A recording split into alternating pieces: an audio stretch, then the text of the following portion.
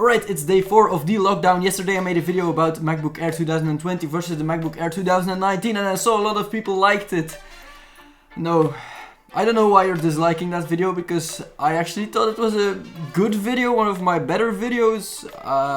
So if you could let me know why you're disliking. Today we're going to talk about the iPad Pro, so before you dislike, let me know why. Then I can make better videos in the future. So now we got that out of the way. Here are some iPads. This is not an iPad Pro. You're not going to see a real iPad Pro, the new iPad Pro in this video. These are other iPads. Regular iPad, and iPad mini. So that's already off the table. Now you know that. Let's go with the video. I noticed that the new iPad Pro looked a lot like a familiar device. This is the Microsoft Surface Pro, this is the iPad Pro, this is the Microsoft Surface Pro, and this is the iPad Pro. Yeah, pretty similar. Who came first, the chicken or the egg? The iPad Pro or the Microsoft Surface Pro? Well, the Surface Pro, Microsoft started from the get-go with the keyboards that are connected, the flimsy keyboards if you ask me, but with the keyboards and the trackpad as well. And now iPad Pro has finally come up with the big deal. Apple has finally come up with the big deal, the Magic Keyboard. Oh, this is a thing of beauty, as you can see. Ooh, look at this. This is fantastic. And you can see here on the bottom part of this picture, you have a keyboard and it stands up like some kind of computer. Your next computer is not a computer. Yeah, it's a magical piece of glass.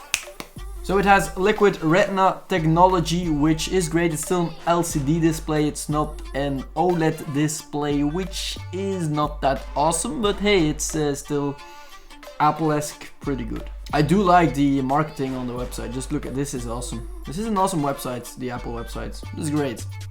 Can't lie about that. So they are in two sizes, 11-inch and 12.9 inch. You have the Pro cameras and the LiDAR scanner. I don't know if you really need a Pro camera on an iPad because I never take pictures with an iPad, but hey, maybe you do and you use it as your phone or something like that. But imagine taking pictures with a MacBook Pro or something, that wouldn't work as well. So it now runs on an A12Z Bionic chip, while previous versions ran on the A12X Bionic chip. It's an Apple-made chip, so I don't really know how good it actually is until I can finally test this thing. Blah blah blah blah, multitasking. Ah, here we go, the Magic Keyboard. The all-new Magic Keyboard is an amazing companion for iPad Pro. It features the best typing experience ever on iPad, a trackpad that opens up new ways to work with an iPad OS, a USB-C port for pass-through charging, and front and back protection. Okay, so here comes the keyboard. The trackpad reimagined, and it looks a lot like a regular keyboard from a PC, as you can see. With the trackpad looks a bit flimsy, but the big reason why I'm making this video is because Apple is now following Microsoft in their footsteps. Like, Microsoft always had a specific thought about tablets, that they had to have a keyboard, that they had to have a trackpad if you would want to use them as a real PC. My boss at work uses a Microsoft Surface Pro and he just connects it to a screen and it works like a regular PC, so that's great. However, try using an iPad Pro as your standard PC. It will be a lot more difficult because right now you don't have a real good keyboard, you don't have a trackpad, you have to still do everything with your fingers, you still have to touch everything if you want to type something, and that can be a bit difficult if you really want to have a good workflow. So right now you can see a comparison between the iPad Pro 2020 and a 15-inch MacBook Pro. As you can see, sizes are a bit different.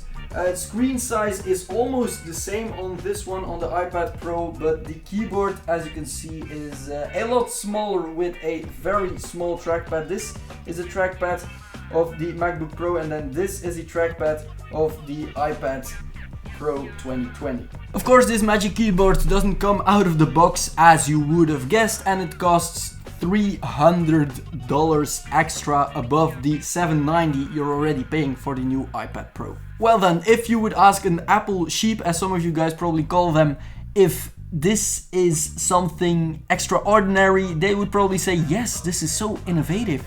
But it's actually not, is it? We already saw a keyboard and a trackpad on the Surface Pro, which works well, which works great, and now they're bringing this to the iPad Pro. The main difference for me is the design, is the look, and it's probably the touch and feel as well, because as we know, Apple will make a product which stands out from the other products. I've already used a lot of Surface Pro laptops with the keyboard, which is flimsy, which has a very weird touch. If you click it, it goes down. It's some of the recent ones are way better, I know, but still not up to par with the thing Apple will come up with. And I'm not saying this because I like Apple, I like Android, I like iOS, I like Samsung, I like Microsoft, and I can name all those other things as well. I just like the design of Apple. It's sleek, it's nice, it's sturdy, it's professional, and it's not cheap.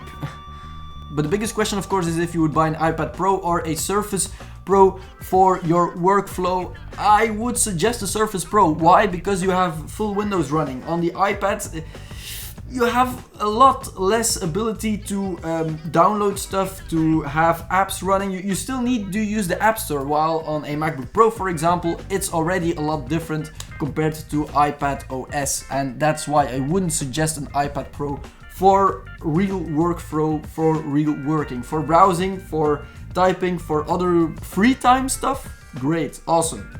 Expensive, but awesome. For real working, wouldn't work for me. But hey, if you're into taking pictures with a big, clunky iPad, then this is the one for you. The camera is really good right now, and you can edit directly on the iPad. But for real working, nah, Surface. Still Surface. Right, this was day 4. To stay updated, click the subscribe button below. Let me know if you liked this video. If you didn't, let me know why, so I can improve my next videos. And I'll see you probably in my next one.